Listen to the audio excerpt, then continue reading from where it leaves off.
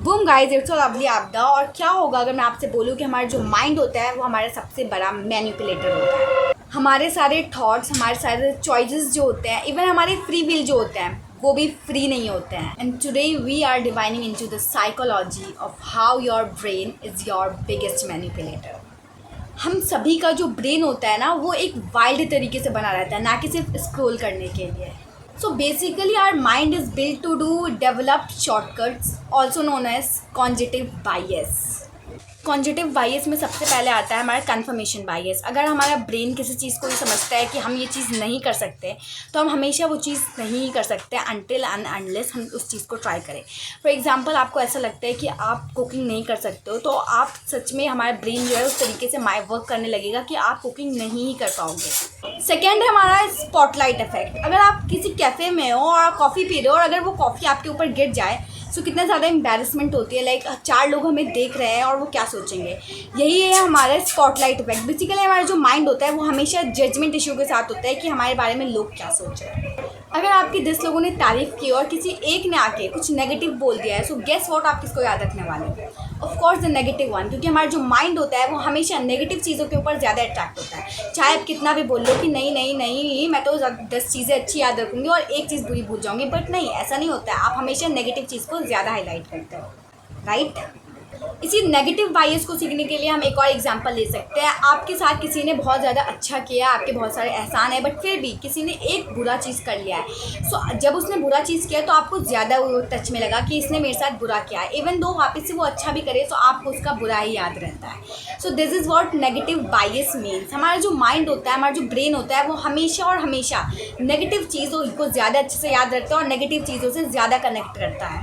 Is there any way to get out from this negative thought? Of course, video के and में मैं आपको कुछ टिप्स ही बताने वाली हूँ, so watch till and, okay? जितने भी हमारे नेगेटिव थॉट्स और जितने भी स्पॉटलाइट इफेक्ट और जितने भी ये कॉन्जिटिव बायस होते हैं, ये डिपेंड करते हैं हम पे, खुद पे, हमारे इन्वायरमेंट पे और हम किस तरीके से दुनिया को देखते हैं उस पर। बट हमारा जो ब्रेन है वो 25 एज तक डेवलप करते ही रहता है। तो सबसे ज़्यादा ही किसी चीज़ पे मैटर करता है वो है हमारा चाइल्डहुड। बेसिकली जो चीज़ें, जो बातें और जिस तरीके से हमने चाइल्डहुड में चीज़ों को देखी होती है, चाहे आप जितना भी चेंज हो जाए, बट वो सारी चीज़ें हमारे अंदर तब भी रहती ही है। तो इसीलिए चाइल्डहुड जो है सबसे ज़्यादा इंपॉर्टेंट रोल प्ले करता है कि किस तरीके से हमारा ब्रेन जो है वर्क करता है। आपने कहीं ना कहीं ये कोट तो ज़रूरी सुना होगा, a memory can make you sad for a while and happy another moment.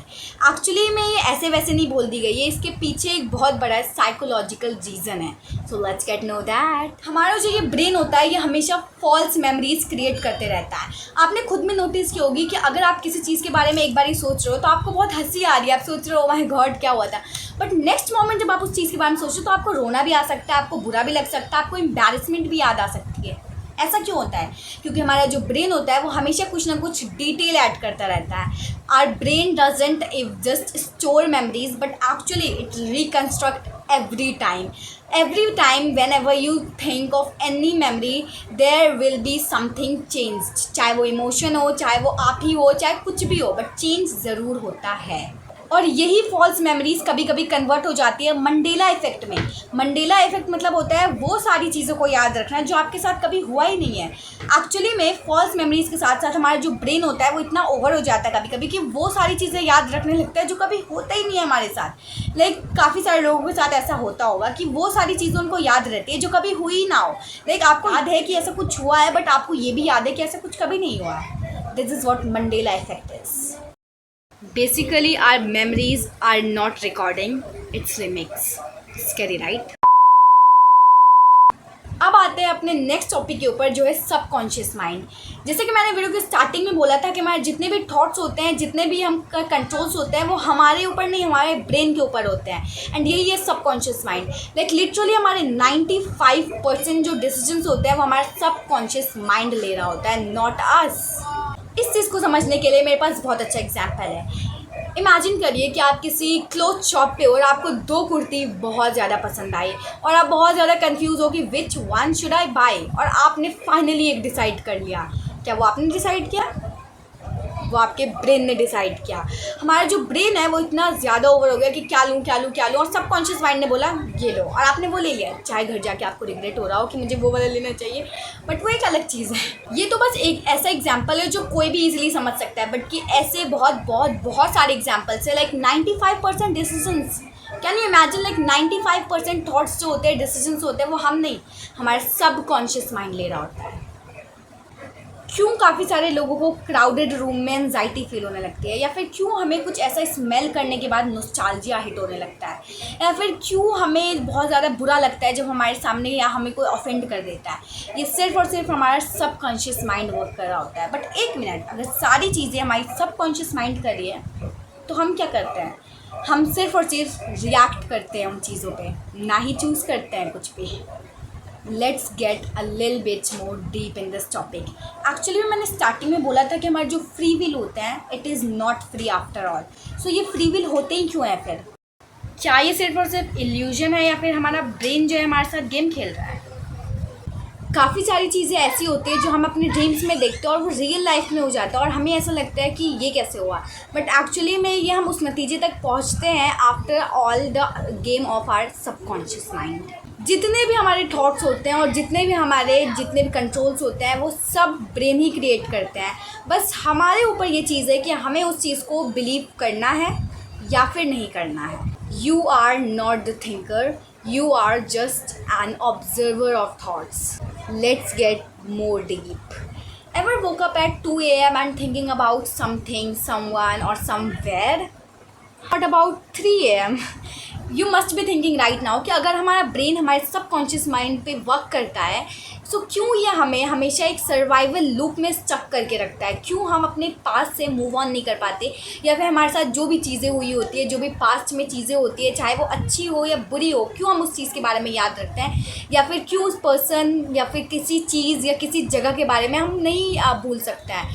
इसलिए क्योंकि हमारा जो ब्रेन होता है, इसका काम हमें खुश रखना नहीं होता है, इसका काम हमें सेफ रखना होता है। चाहे आपको वो चीज़ें सोचकर बुरा लग रहा हो या आपको हर्ट हो रहा है, बट आपको ब्रेन को पता है कि आपके ब्रेन के लिए ये चीज़ सेफ़ है, तो इसीलिए ये उस चीज़ को रिमाइंड करवाता है आपको। So our brain is not responsible for making us happy for anything, but it is for sure responsible for making us safe from those memories. Basically जो आपके वर्स्ट सिनेरियोज़ होते हैं वो आपको डेंजर से बाहर रखने के लिए ही होते हैं, चाहे आपको वो चीज़ें अच्छी लग रही हो या ना लग रही हो। बेसिकली हमारा माइंड तो फ्री होने के लिए और सेफ फील करने के लिए ये सारी चीज़ें करता है, बट एक्चुअली में in modern life it is generally call as depression, anxiety और ट्रॉमा। बट क्योंकि ये unlike choosing between two clothes है, हमारा माइंड और हमारे खुद में जो एक बैटल चल रहा होता है। हमारे सबकॉन्शियस माइंड जो हमें सेफ रखने के लिए वो सारे मेमोरीज़ को याद रखता है, और हम खुद जो वहाँ से मूव ऑन करना चाहते हैं, और हम बेसिकली एक सर्वाइवल लूप में स्टक हो जाते हैं। बट क्या ये हमारे लिए अच्छा है? ऑफ कोर्स नहीं। और यही हमारा ब्रेन जो है अलग तरीके से भी काफ़ी टाइम वर्क करता है, जिसको हम ओवर थिंकिंग भी कहते हैं। लाइक आपको थैंक यू के बदले अगर आप थैंक यू बोल देते हो तो आपको अजीब लगने लगता है कि ये मैंने किस वे में थैंक यू बोला, और या फिर आपके को दो ऑप्शन दिए जाते हैं तो आप दोनों में कंफ्यूज हो जाते हो कि कौन सा चूज़ करो, क्योंकि आपका माइंड जो है दोनों को गलत शो कर रहा होता है। आपको लग रहा होता है कि सब आसपास जो है वो गलत है। So from now onwards if someone would ask you that who is your biggest enemy, your answer would be your brain. But क्या ये सारी चीज़ों से साइड होने का भी कोई तरीका है, जिसे हम माइंडफुलनेस कर सकते हैं, मेडिटेशन कर सकते हैं, मैनिफेस्ट कर सकते हैं, या फिर ऐसे चैलेंजेस कर सकते हैं जिसमें हमारा जो माइंड है वो थोड़ा ओपन हो जाए और हमें किसी चीज़ को चूज़ करने के टाइम जो है थोड़ा वियर्ड ना लगे। सो आई होप ये चीज़ें आपको समझ आ गई होगी। I tried my best to let you know everything which is very important to know about our brain.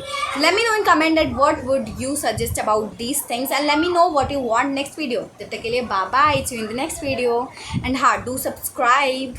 Bye.